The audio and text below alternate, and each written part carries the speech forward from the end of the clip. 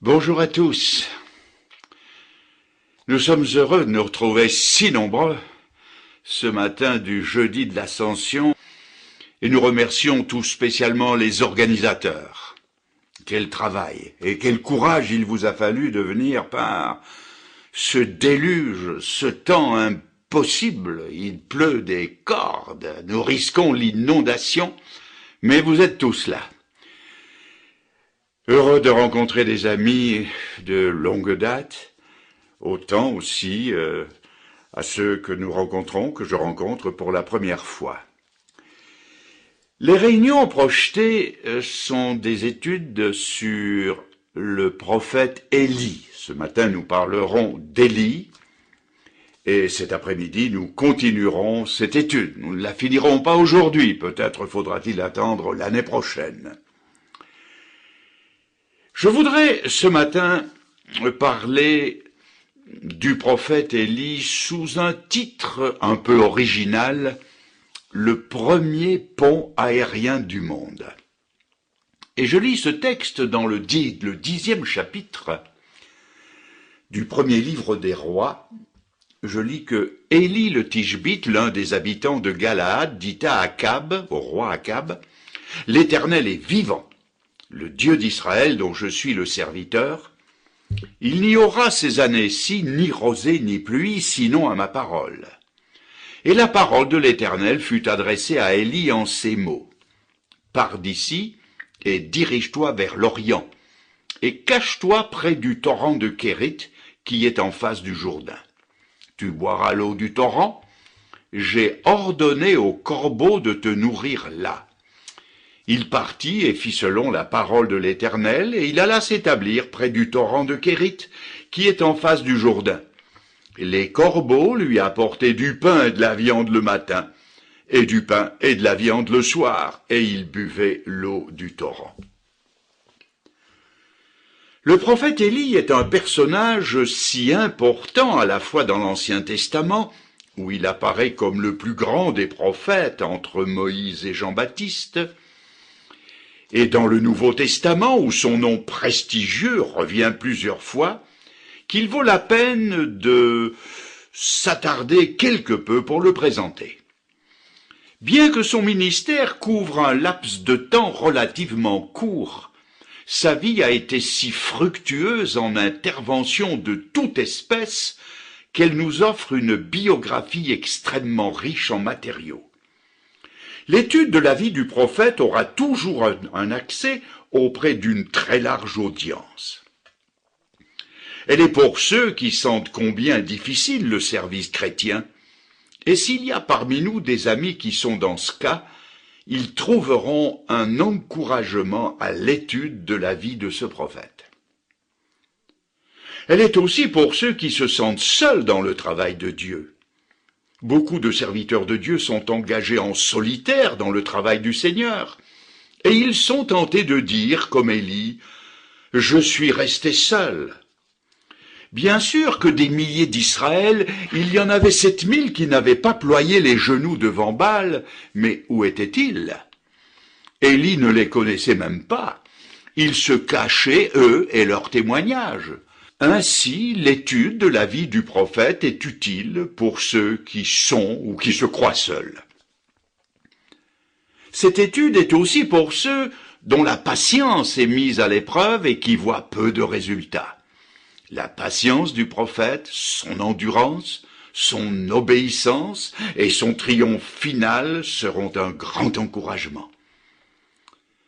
Cette étude est aussi pour ceux qui sentent que ce qu'ils font a peu d'influence sur l'apostasie. 7 mauvais rois s'étaient succédés en Israël depuis Jéroboam, et Akab et sa terrible femme Jézabel, à eux seuls, faisaient plus de mal que les 7 autres ensemble. La nation d'Israël était submergée par le flot de l'idolâtrie. La condition morale et spirituelle du peuple était déplorable. Et cinquièmement, cette étude est aussi pour ceux qui ont failli. Et qui n'a pas failli dans sa vie? Dans ce qui nous est rapporté, il y a un incident regrettable, mais là aussi nous y trouverons une aide précieuse. Dans l'épître de Jacques, il est dit qu'Élie était un homme de la même nature que nous, ou selon une autre version, qui avait les mêmes passions que nous. Nous serions tentés de croire à un géant, une sorte de colosse, un homme avec un cœur comme le mont Sinaï qui bat à coups fracassants comme le tonnerre quand il gronde. C'est la première impression que nous avons de lui. Mais derrière cette grande image, il y en a une autre. C'était un humain comme vous et comme moi, un homme de la même nature avec les mêmes passions que nous. Il ne nous est rien dit de sa naissance et de sa jeunesse. Il avait probablement des parents pieux, il était Tishbite de Galaad, et son nom veut dire « Dieu est ma force ». Mais si nous ne savons rien de la première partie de sa vie, nous pouvons être sûrs que Dieu le façonnait en vue du jour où il allait faire son apparition sur la scène prophétique. Souvenez-vous que c'est dès le sein de sa mère que Saul de Tarse a été mis à part pour le service de Dieu.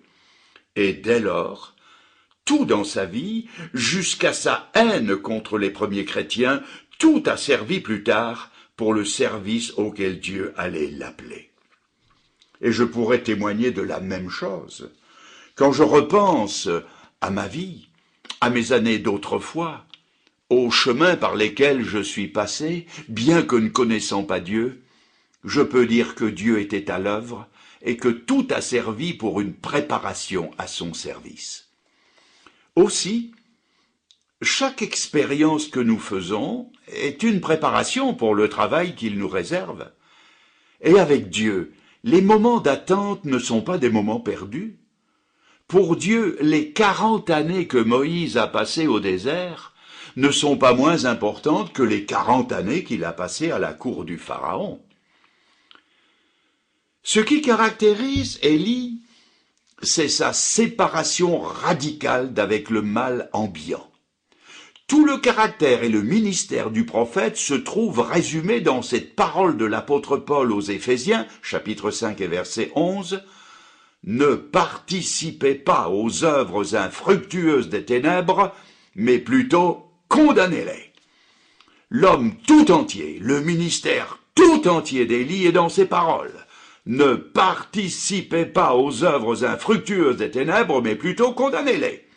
Ces paroles sont écrites en lettres de feu dans sa vie. Élie, c'est ce roc qui fait trébucher ceux qui s'y achoppent et qui écrase ceux sur qui il tombe. La référence est Matthieu 21, verset 44. Élie est aussi l'homme qui a été nourri 3 fois de façon surnaturelle. Une première fois par les corbeaux, une deuxième fois par la veuve de Sarepta, ce sera d'ailleurs le sujet de cet après-midi, et une troisième fois par des anges. Et cela nous apprend que toutes les sphères de la vie sont au service de ceux qui servent Dieu.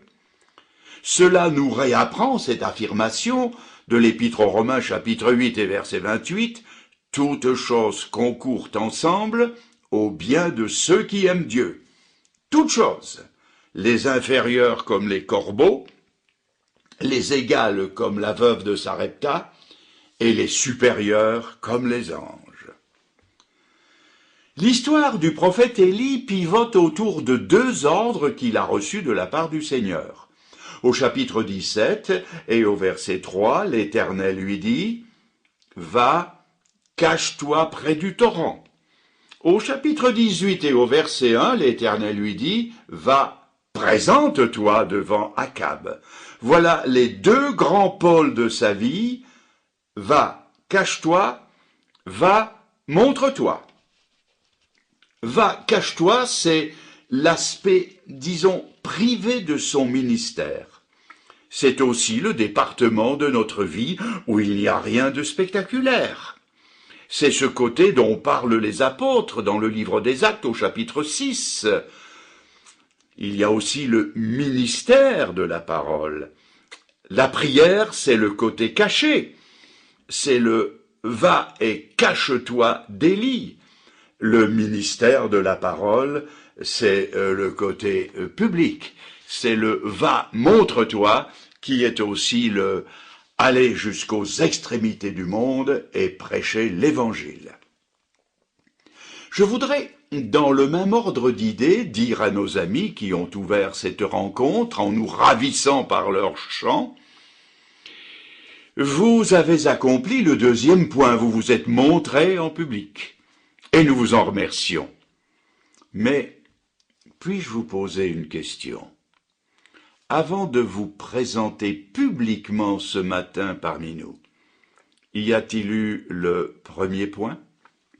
Vous êtes-vous présenté secrètement devant le Seigneur? Je l'espère, je le suppose.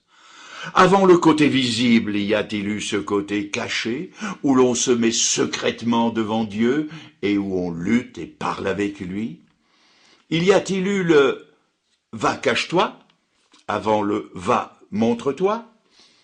S'il n'y a pas eu l'un, l'autre sera fatalement inefficace, même quand il s'agit de présenter la parole de Dieu par le chant. Nous allons à présent voir pourquoi Dieu a envoyé son prophète au torrent de Kérit. Il y a 4 raisons. La première, c'était pour le protéger des réactions qui n'allaient pas manquer de se faire jour. Écoutez le message du prophète et vous comprendrez les terribles réactions qui allaient suivre. 3 années de sécheresse dans un pays qui dépendait de la pluie du ciel pour survivre. Et le message était d'autant plus terrible qu'il était né dans la prière. Ah, mes amis, les messages qui percutent dans les consciences, les messages qui bouleversent les hommes, ce sont ceux qui sont nés dans la prière. Quelqu'un va peut-être dire, mais n'y a-t-il pas dans l'initiative du prophète quelque chose à la fois d'insolite et de cruel? Y allait y avoir perte de cheptel, perte des récoltes, et peut-être même allait-il y avoir perte de vies humaines? Mais ce qu'il est important de considérer, c'est que le prophète demandait tout simplement que Dieu honore sa parole. Et je vais vous lire dans le livre du Deutéronome au chapitre 11, le verset 16. Dieu parle, c'est lui qui parle. Et voici ce qu'il dit. Gardez-vous de laisser séduire votre cœur, de vous détourner, de servir d'autres dieux et de vous prosterner devant eux. La colère de l'Éternel s'enflammerait alors contre vous. Il fermerait les cieux et il n'y aurait point de pluie. La terre ne donnerait plus ses produits, et vous péririez promptement dans le bon pays que l'Éternel votre Dieu vous donne. C'était en fait la demande de l'accomplissement de la loi. C'était terrible, oui bien sûr, mais c'eût été encore bien plus terrible si après la prédiction, il n'y avait pas eu d'accomplissement. Déjà le débordement ne connaissait plus de bornes. Déjà, ils avaient saccagé tout ce qui rappelait le nom de Yahvé en Israël. La situation serait devenue sans remède. Alors Élie est allé l'annoncer à Akab. Élie, voyez-vous, c'est une sorte de Jean Calvin. Il connaissait la pensée de Dieu. Il était jaloux de l'honneur et de la gloire de Dieu. Il prie Dieu pour qu'il accomplisse sa parole et il va l'annoncer à Akab. La première raison pour laquelle Dieu l'envoie au torrent, c'est pour le couvrir de sa protection. Savez-vous que nous aussi, nous avons besoin du torrent de Kérit? Nous avons besoin de la protection de Jésus-Christ. Nous avons à annoncer un message qui n'est pas toujours perçu par le monde rebelle comme la bonne nouvelle de l'Évangile, mais comme une condamnation sur son genre de vie, donc c'est une odeur de mort. Et le porteur de ce message s'expose comme Élie à des réactions violentes et à la désapprobation du prince des ténèbres. C'est pourquoi Jésus, en parlant à Pierre, a dit Satan vous a réclamé pour vous cribler, mais j'ai prié pour toi afin que ta foi ne défaille pas. Nous avons besoin de nous réfugier dans l'intercession et dans les bras du Seigneur. Et Jésus est le torrent de Kérit qui nous abrite et qui nous couvre. La deuxième raison pour laquelle Dieu l'envoie au torrent de Kérit, c'est pour le préparer à d'autres services. Dieu avait en réserve des tâches plus grandes pour son prophète, et cela nous est illustré dans la préparation graduelle d'Élie dans les 3 repas qu'il a pris. 1. Du bec des corbeaux. 2. De la veuve de Sarepta. 3. Des anges. On peut dire qu'Élie n'était pas prêt à recevoir le repas de la main de la veuve avant de l'avoir reçu du bec des corbeaux, et qu'il n'était pas non plus prêt à accepter le repas de l'ange tant qu'il n'était pas passé par les 2 étapes précédentes. Et ma première conclusion est celle-ci, mes amis, non. Non, dans le service de Dieu, on ne brûle pas les étapes. Élie n'a pas commencé par les anges, puis la veuve et fini par les corbeaux. C'est le sens inverse. D'abord les corbeaux, puis la veuve de Sarepta, et puis seulement après les anges. Vous êtes-vous déjà demandé ce qu'Élie pensait des corbeaux avant d'avoir été nourri par eux? Eh bien moi je crois qu'il n'en pensait pas grand-chose de bien. Tout d'abord, en tant que juif et par sa formation religieuse, il considérait les corbeaux comme des animaux impurs. Il ne lui serait jamais venu à l'esprit d'en mettre un à la casserole. Et puis, sa vie trop vieux, c'est trop coriace. Non, il ne pensait pas beaucoup de bien des corbeaux. Mais vous êtes-vous déjà demandé ce qu'Élie pensait des corbeaux après avoir été nourri par eux? Eh bien, je suis convaincu qu'il n'a plus jamais regardé un corbeau du même œil. Et c'est une grande leçon pour nous. Nous aussi, nous avons cette tendance naturelle à considérer comme impur et intouchable tout ce qui n'est pas nous-mêmes. C'est ainsi que l'assemblée à laquelle j'appartiens a été critiquée par des gens qui n'y avaient jamais mis les pieds. C'est étonnant comme nous tenons en piètre estime des chrétiens que nous connaissons mal ou que nous ne connaissons pas. Et si Dieu nous place dans certaines circonstances, j'allais dire un jeu de circonstances, où la délivrance nous vient justement de la part de ceux que nous avons un peu méprisés ou ignorés, c'est pour nous faire la grâce de rentrer en nous-mêmes et pour nous donner une vue élargie sur les choses, les gens et la vie. Et c'est pour mettre dans notre vie ce qui lui manquait, c'est-à-dire une note de tendresse et de tolérance.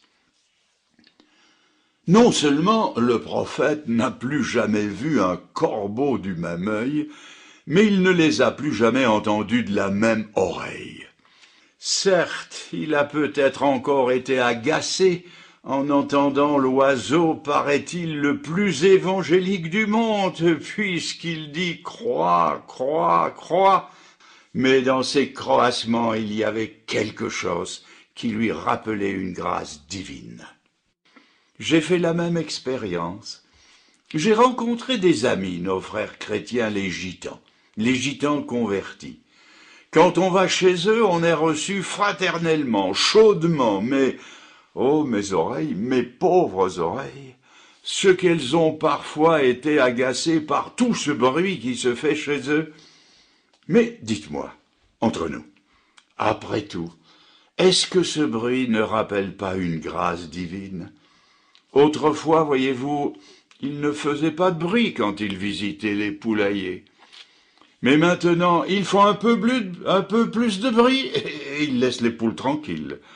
Ceci dit, j'aime quand même mieux le doux roucoulement de la colombe au cri désagréable de celui qui, selon Monsieur de La Fontaine, sur un arbre perché, tenait en son bec un fromage. La troisième raison, c'est que Dieu veut le conduire plus loin. Il le conduira vers les païens à Sarepta. Et non seulement Élie ne regardera plus les corbeaux du même œil, mais il ne regardera plus les païens du même œil. Remarquez aussi que, au fur et à mesure qu'il s'éloigne de ceux qui sont à Dieu par les promesses, par les alliances, par la loi, il se rapproche de ceux qui sont en dehors de ces choses. Voyez-vous, Élie est prophète non seulement par sa parole, mais il l'est aussi dans sa personne et dans sa vie. La pleine réalisation de ces expériences se retrouvera plus tard lorsque dans l'Épître aux Romains au chapitre 11 et au verset 11, l'apôtre Paul, parlant de la chute d'Israël, dira que par leur chute, l'Évangile est devenu accessible aux païens. Élie chez les corbeaux, mais c'est l'embryon de l'apôtre Pierre qui voit une nappe descendre du ciel et la voix du Seigneur qui lui dit « Pierre, tue et mange !» Élie chez la veuve de Sarepta, c'est en embryon Pierre qui est envoyé chez le païen Corneille pour y apporter l'Évangile, qui s'étendra jusqu'en Samarie et jusqu'aux extrémités du monde. La quatrième raison pour laquelle Dieu l'a envoyé au torrent de Kérit, et là, c'est grave, c'est que dans les temps d'apostasie, Dieu retire ses prophètes, le saviez-vous? Les prophètes ont toujours été envoyés pour ramener le peuple à Dieu dans les temps d'égarement. Mais quand l'égarement tourne à l'apostasie, il se passe ce que je vous lis dans le psaume 74 à partir du verset 7. Ils ont mis le feu à ton sanctuaire, ils ont abattu, profané la demeure de ton nom, ils disent dans leur cœur, traitons-les tous avec violence, ils ont brûlé dans le pays tous les lieux saints. Ça, c'est l'apostasie. À présent, écoutez ce qui suit. Nous ne voyons plus de signes, il n'y a plus de prophètes, et personne parmi nous qui sache jusque à quand. Ah, mes amis, c'est un texte qui fait frémir. Il y a pis que d'avoir des prophètes qui nous tonnent les paroles de Dieu dans les oreilles. Il y a pis que d'avoir dans l'Église, dans l'assemblée des anciens, qui font des grands moulinets avec la Bible et nous cognent avec elle. Il y a pis que cela. C'est justement de ne plus les avoir. Ces serviteurs que Dieu nous a envoyés, dont on a méprisé la parole, en temps d'apostasie, Dieu les retire. Et croyez-moi, le jour où Dieu les retirera, il enlèvera aussi sa parole. Et nous risquons fort de nous retrouver avec un livre d'où toute substance spirituelle sera partie, même si c'est une meilleure traduction. Si Dieu retire sa lumière, la Bible deviendra obscurité. Si Dieu retire sa vie, le livre de vie deviendra un livre de mort. Avant d'aller plus loin, je récapitule très brièvement ce que nous avons dit. Nous avons fait une introduction à la vie du prophète Élie. Nous avons dit que c'était un homme d'envergure, mais de la même nature et avec les mêmes passions que nous. Nous avons vu que l'histoire du prophète pivote autour de deux ordres. Va, cache-toi, va, montre-toi. Nous avons vu que le Seigneur l'envoie au torrent de Kérit pour plusieurs raisons. Pour le protéger des réactions d'Akab, pour le préparer pour d'autres services plus grands, pour le conduire plus loin, et parce que, en temps d'apostasie, Dieu retire ses prophètes. Nous nous raccrochons à ce que nous avons dit, et nous allons maintenant voir ce qui s'est passé au torrent de Kérit. Le Seigneur a dit, « Va, cache-toi au torrent de Kérit, j'ai ordonné aux corbeaux de te nourrir là. » Et Dieu a été fidèle à sa promesse parce que Élie a eu une foi obéissante dans les promesses de Dieu. Tout dans le récit pivote autour d'une courte phrase et d'un tout petit mot de 2 lettres. Si vous avez vos Bibles en main, et un crayon rouge de préférence, je vous conseille d'encadrer ce petit mot de 2 lettres. J'ai ordonné au corbeau de te nourrir où? Là. Je répète. J'ai ordonné au corbeau de te nourrir là. Non pas n'importe où, non pas ailleurs, mais là où Dieu voulait qu'il soit. C'est la grande leçon que nous devons apprendre, c'est quand nous sommes là où Dieu veut que nous soyons, qu'alors toute chose concourt au bien de ceux qui aiment Dieu, selon Romains 8, 28. C'est quand nous sommes là que Dieu pourvoit à nos besoins selon ses richesses et avec gloire, selon Philippiens 4, 19. C'est quand nous sommes là que Dieu dresse devant nous une table à la face de nos adversaires, selon le psaume 23, et que nous pouvons dire comme le psalmiste, « Je ne manquerai de rien ». Et c'est quand Élie fut là qu'il fut au bénéfice des provisions divines, et quand les corbeaux arrivèrent, Élie était en place pour les recevoir. Nous venons de voir la source de l'approvisionnement, c'est Dieu. Puis, les agents de l'approvisionnement, les corbeaux. Je voudrais maintenant que vous voyiez avec moi la régularité de l'approvisionnement. 2 fois par jour, le matin et le soir, dimanche compris, livraison à domicile, franco de port. Quand Élie se levait le matin, le petit déjeuner lui arrivait tout préparé par la voie des airs. Ce fut, je l'affirme, le premier pont aérien du monde. Et le soir, quand Élie allait se coucher, il n'y allait pas le ventre creux. Il ne philosophait pas en disant « Qui d'ordine, bon appétit !» en se serrant la ceinture d'un cran. Non, les repas qu'il recevait n'étaient pas moins réguliers que la manne au désert. Et le Dieu de la multitude se révèle être le Dieu de l'individu. Le Seigneur prend soin d'un seul homme comme de 2 millions de personnes. Les forces qu'il met en branle ne sont pas beaucoup moins grandes, mais il le fait pour un homme qui a les mêmes passions que nous, mais qui est là, au centre de la volonté de Dieu. Récapitulons ce que nous venons de voir. La source de l'approvisionnement, c'est Dieu. Les agents de l'approvisionnement, ce sont les corbeaux. La régularité de l'approvisionnement, 2 fois par jour. Maintenant, la variété de l'approvisionnement. De l'eau du torrent, du pain et de la viande. Oui, chers amis, de la viande 2 fois par jour, le matin et le soir. Demandez-le un peu à Henri IV.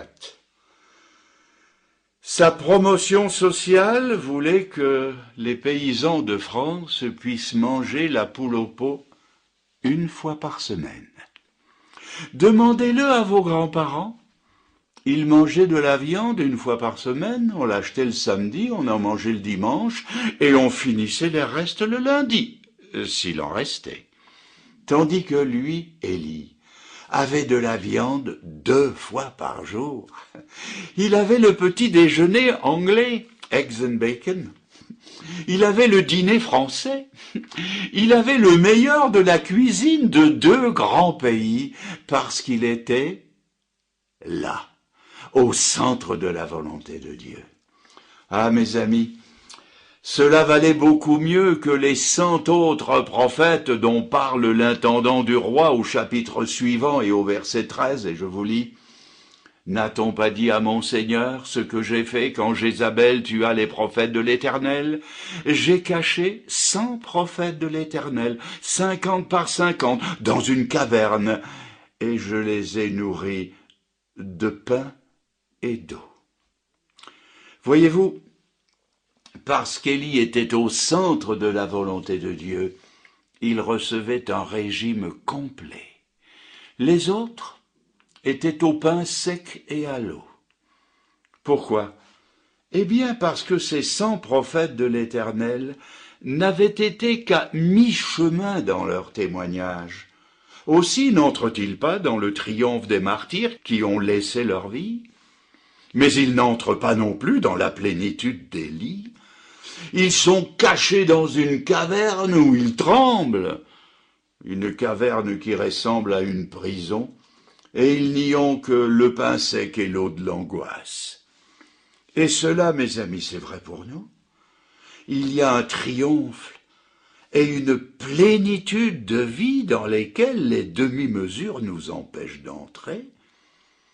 Nous recevons selon ce que nous sommes et où nous sommes, ou bien nous sommes là, au centre de la pensée de Dieu, ou bien nous en sommes un peu éloignés de ce centre, légèrement excentrés, ou pis encore, nous sommes carrément en dehors de ce centre, c'est-à-dire tout à fait excentriques.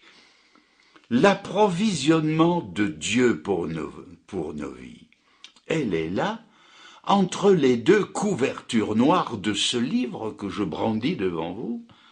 C'est là que le Seigneur crée le pont aérien pour nos âmes. Et si vous aviez quelque peine à me croire, achetez une Bible avec une couverture noire comme la mienne et faites l'expérience que je fais maintenant devant vous. Entre le pouce et l'index, vous saisissez les pages intérieures et vous laissez libres les deux couvertures que vous agitez de bas en haut avec le pouce et l'index de l'autre main. Vous avez là le corbeau qui vole et vous apporte la nourriture qui est à l'intérieur. Oui, elle est là, cette provision de vie que le Seigneur tient en réserve pour nous. C'est là, dans les pages du livre, qu'est le royaume de Dieu, dont il est dit en Romains 14, verset 7, que le royaume de Dieu, ce n'est pas le manger et le boire, mais c'est la paix, la joie et la justice par le Saint-Esprit. Mais voyez-vous, il y a 3 approches possibles aux provisions de Dieu. 1. Il y a ceux qui n'y ont pas part. 2. Il y a ceux pour qui ce régime n'est que du pain sec et de l'eau. 3. Il y a enfin ceux pour qui cette provision est un repas complet, abondant, suffisant. Je reprends ces 3 points. Quels sont ceux qui n'y ont pas part? Ce sont ceux qui sont en dehors de la volonté de Dieu. L'Épître aux Corinthiens dit « L'homme charnel ne reçoit pas les choses spirituelles, il ne peut pas les comprendre. » C'est comme Akab, la parole de l'Éternel n'était que condamnation pour lui. Puis, il y a ceux pour qui ces provisions divines ne sont que du pain sec et de l'eau. Ce sont ceux qui ne sont pas au centre de la volonté de Dieu. Ils n'entrent pas pleinement dans le royaume de Dieu. Ils n'entrent pas pleinement dans la paix, pas pleinement dans la joie, pas pleinement dans la justice. Ils ne vivent pas leur vie chrétienne pleinement.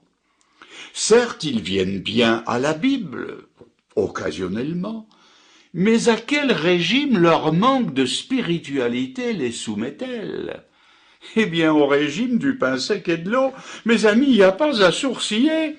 La Bible, la vie chrétienne, le service chrétien, pour certains, c'est un grand couvert avec un maigre repas.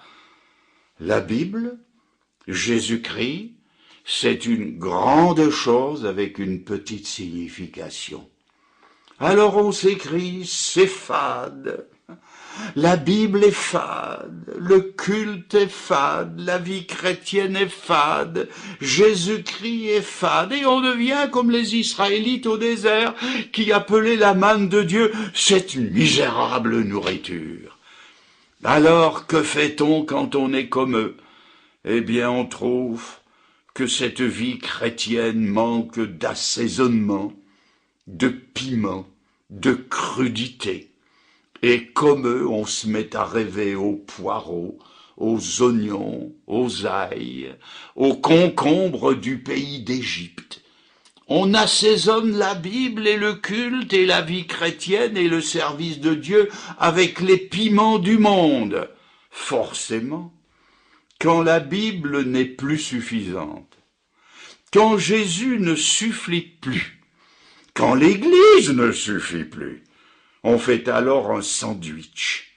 On met une grosse tranche de mondanité par-dessous, une bonne tranche de pornographie par-dessus, et une mince feuille d'éternité au milieu. De quoi vous faire passer le goût de l'éternité. Et c'est ainsi que, si le monde a inventé l'homme sandwich, l'Église a maintenant inventé la Bible sandwich. J'ai entendu récemment que quelqu'un qui était ancien dans son Église, et bien sûr, je mets, vous le devinez, ancien entre guillemets, cet homme pouvait rester calé 8 heures devant la télévision et se vanter de connaître tous les Oscars décernés à toutes les vedettes du monde. Et tout, et tout. Comment pareil homme, repu des frivolités du monde et des immondices qui y sont associés, pouvait-il répondre aux qualifications exigées pour un ancien? J'extrais de la Bible du livre de Tite, chapitre 1, versets 7 à 9, ces quelques paramètres. Il faut que l'ancien soit modéré, sobre, maître de ses sens, tenant ferme la vraie parole de Dieu telle qu'elle a été enseignée, afin qu'il soit capable d'exhorter et de réfuter les contradicteurs. Mais que voulez-vous? Quand on n'a que du pain sec et de l'eau, il faut bien relever le menu, le goût. Et j'admets que certains livres et certains programmes sont très relevés, très corsés, parfois même sans corset. C'est très pimenté. Ah, mes amis, prenons garde qu'en fait de piment, la moutarde ne monte au nez de l'Éternel. Il pourrait nous en cuire. Et enfin, la Bible peut être pour d'autres un repas complet, abondant, régulier, varié, suffisant. La Bible et la vie chrétienne peuvent avoir un goût de plénitude. Comme dans le psaume 23, « Tu dresses devant moi une table ». Il n'est pas dit « Tu dresses devant moi une table avec mes adversaires », mais en face de mes adversaires. Dites-moi, ce que je vous ai apporté ce matin, à votre avis, est-ce que c'était du pain sec et de l'eau, ou est-ce qu'il y avait quand même, disons, une bonne tranche substantielle à l'intérieur? Eh bien, je vais vous faire une confidence, si vous me promettez de ne pas le raconter. C'est promis? Eh bien, tous les jours de ma vie, il en est ainsi. Tous les jours, j'ai ma côtelette spirituelle. Mon eau a un goût de bon vin et mon pain a un goût de gâteau. Ce que je trouve dans la Bible, je ne l'échangerai pas contre tous les oignons, tous les poireaux, tous les concombres et tous les ails du pays d'Égypte. N'importe lequel d'entre nous a droit au meilleur du régime de Dieu. Personne n'est dans l'obligation de s'en tenir au pain sec et à l'eau. Nous avons tous le même Seigneur, nous avons la même Bible, nous avons le même Saint-Esprit, nous pouvons tous prétendre au meilleur des provisions divines, au meilleur découvertes, à ce qu'il y a de plus excellent dans le royaume de Dieu. Maintenant, comprenez-moi bien.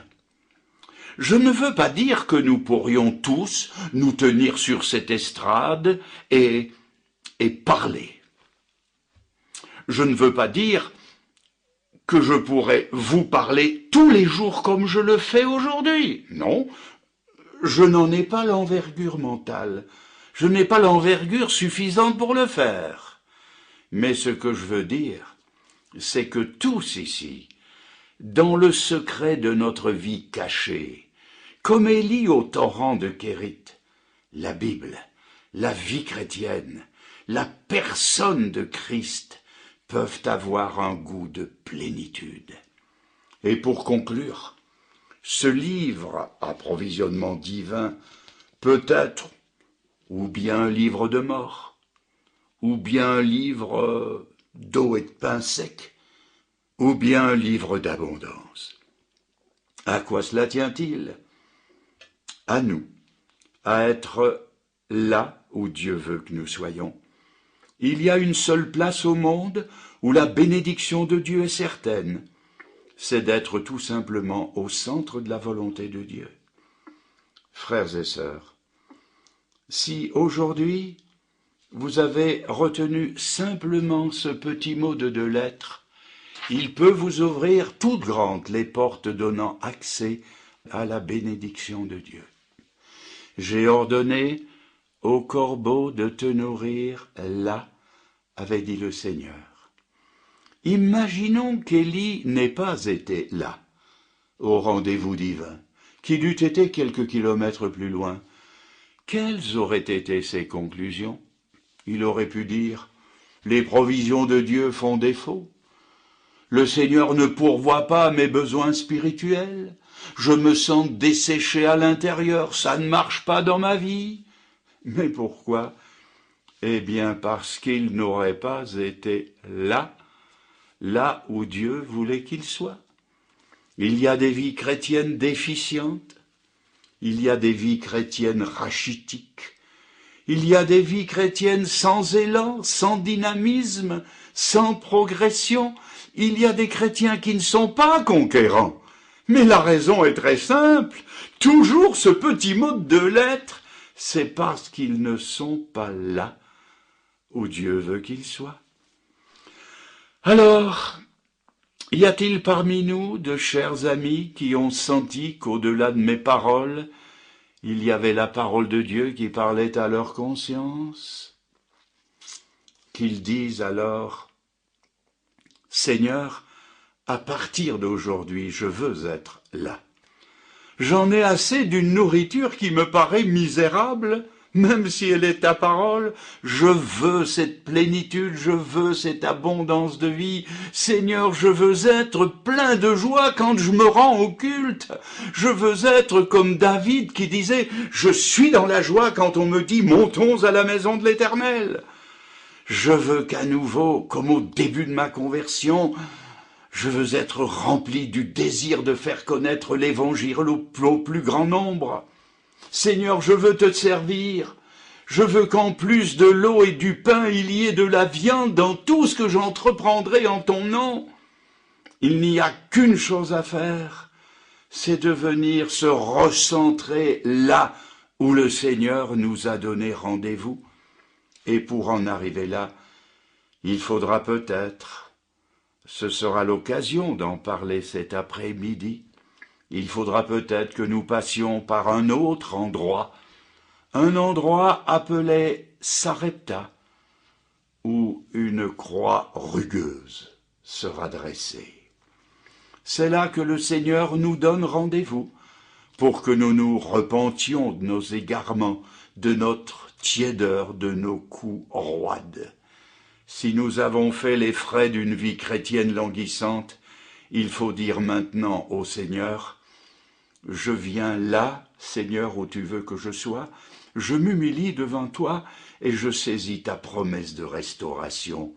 Et Dieu, par son Saint-Esprit, déversera sur vous sa pluie abondante, sa bénédiction, et votre vie repartira comme elle est partie dans les premiers jours de votre conversion. Alors voulez-vous venir là, maintenant? Faites-le maintenant. » Mes chers amis, frères et sœurs, nous nous inclinons tous dans la prière. Seigneur, Nous te remercions de nous avoir donné ce petit mot de 2 lettres qui contient à lui tout seul tant de promesses et tant de bénédictions. Nous les voulons, ces bénédictions, nous en avons besoin. Nous avons soif de plénitude. Seigneur, nous te demandons pardon de nos tiédeurs, de ces convoitises d'oignons, de concombres et de poireaux du pays d'Égypte. Tu nous as fait sortir de ce pays-là, mais ce que nous avons lâché en bloc le jour de notre conversion, il nous est parfois arrivé de le reprendre par le détail petit à petit, et nous en subissons les appauvrissantes conséquences. Seigneur, nous te demandons pardon de ce que parfois l'assemblée, le culte, l'étude de ta parole et ton service nous ont paru fades. Nous nous humilions parce que nous avons blâmé tes serviteurs et l'Église, parce que nous avons essayé de trouver la raison de notre tiédeur chez les autres, alors que c'était en nous, dans notre cou roide. Nous sommes parfois, Seigneur, de ces brebis égarées qui veulent suivre leur propre chemin, qui ne veulent pas être là où est le bon berger. Cependant, Seigneur, nous vibrons chaque fois qu'on nous parle de belles et grandes vies, lorsque nous entendons parler de ce souffle du Saint-Esprit qui régénère des vies et sauve des âmes, parce que tu as mis en nous ce désir d'être semblable à toi. Ô Seigneur, nous voulons ce renouveau, ce rafraîchissement. Nous te prions de nous aider à venir là, au pied de ta croix, où tu nous donnes rendez-vous, pour retrouver le centre géographique de ta pensée, pour que tu puisses nous bénir et nous combler.